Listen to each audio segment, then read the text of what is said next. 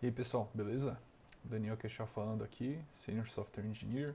Vou falar aí com vocês um pouquinho sobre como é que a gente poderia recriar ali o React, mas não exatamente, tá? É mais pra gente praticar ali alguns conceitos que são aplicados no framework, para ele renderizar os componentes, atualizar, deletar, na hora de fazer a manipulação ali do DOM. Eu vou fazer algumas simplificações aqui, então esse é um vídeo mais introdutório. Depois eu vou fazer um aprofundamento mais de como é que o React funciona na prática. Estou nomeando ele aqui como React e a base ali vai usar dois métodos. Então, primeiro eu tenho o render, que ele vai receber um elemento e um container. O container é como se fosse o que envolve ali o nosso elemento que vai ser renderizado, e o element ele é um objeto que representa o nosso componente. Para quem já sabe, React está bem acostumado aqui com essa estrutura aqui de ter um type, as props. Então é uma estrutura de dados em objeto para a gente conseguir estruturar ali a nossa tela. E sobre o DOM, a gente vai usar dois métodos, que é o createElement e o createTextElement. Vão ser eles que vão efetivamente adicionar o nosso componente na tela. E aqui na direita vocês vão ver o render já construído, pelo menos a primeira versão dele. A gente recebe o elemento, verifica se ele é do tipo texto. Se for do tipo texto, cria ali com um texto vazio, senão eu passo o type, que ele pode ser H1 aqui ou o que for. Depois tem uma parte aqui para a gente fazer um tratamento com as propriedades. Então aqui basicamente a gente vai iterar ali sobre as propriedades do objeto e definir elas ali, esse title test, children hello, colocar ele no DOM para ele funcionar do jeito que a gente espera na nossa aplicação. Quando a gente fala do children, a gente faz aqui uma renderização recursiva para ele conseguir resolver todos os filhos que o nosso componente tiver. Assim ele vai conseguir renderizar a sua aplicação inteira. E por último, não menos importante, a gente tem o append child, que é para efetivamente adicionar o nosso componente que já está estruturado pelo DOM no nosso container. Bom pessoal, e aí entra o nosso componente de estudo aqui. Ele é um componente bem simples, que vai representar um counter.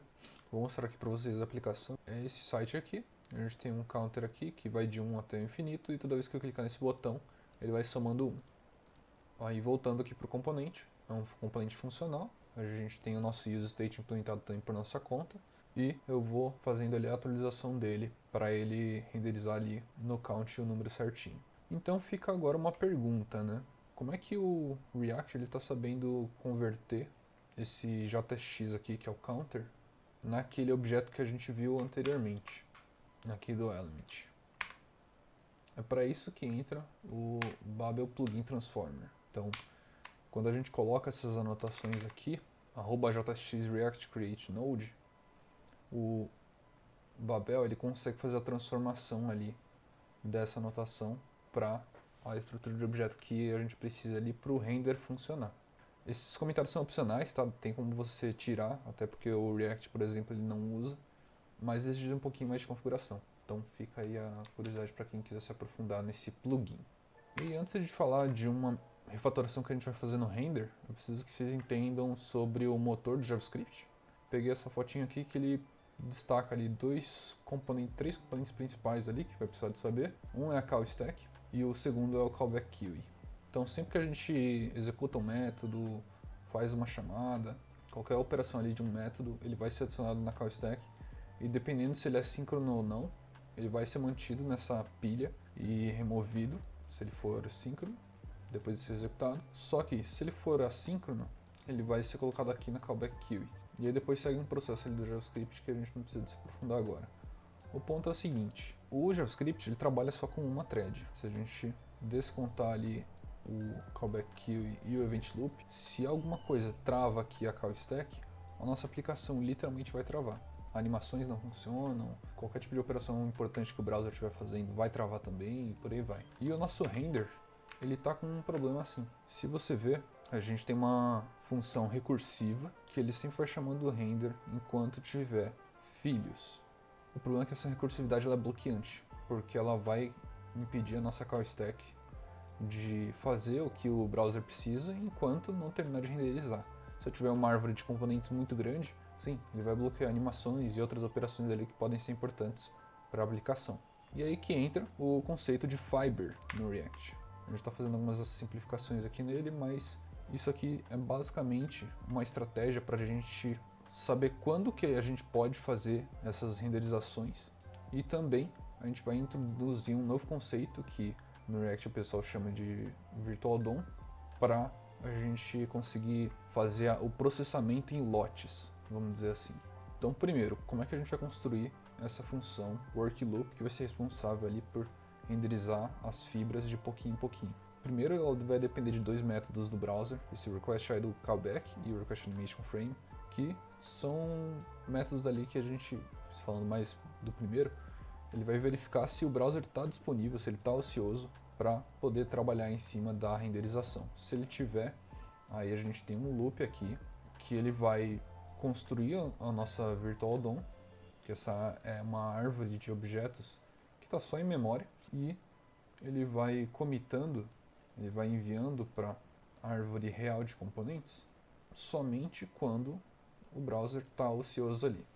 E somente os nós ali que estão sendo processados. Por que isso, gente? Porque a manipulação de DOM é muito cara também. É bom que a gente consiga fazer aos pouquinhos ali. Então vamos aqui um pouco para o código para a gente ver ali o render funcionando. Essa RIP root é aquele, entre aspas, virtual DOM que eu tinha falado. Os pontos principais que vocês precisam de saber aqui é, a gente tem uma propriedade de DOM, que é onde a gente vai adicionar nossos componentes, as props, que recebe do mesmo conceito que do React, e o alternate, que seria uma referência do que realmente já está sendo renderizado no DOM real. E agora, vamos falar um pouquinho do workLoop, que é efetivamente onde acontece a mágica de processamento em lotes, para renderizar ali aos pouquinhos. Então, sempre que eu tiver um loop de trabalho, eu vou chamar aquele requestIdleCallback, passando o nosso workLoop. Assim ele vai ser executado sempre que o browser estiver ocioso, e ele vai ter uma lógica ali para saber se ele tiver uma unidade de trabalho e se ele tem que parar de trabalhar, entre aspas, ou não,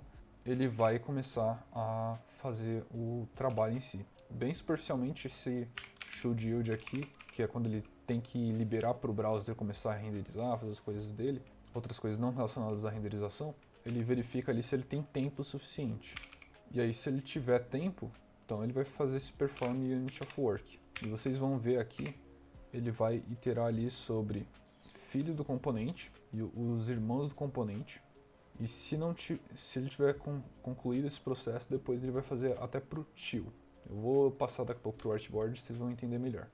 Mas antes disso, vamos ver um pouquinho a atualização do componente, que basicamente é ele passando a fiber para ser comitado ali no DOM.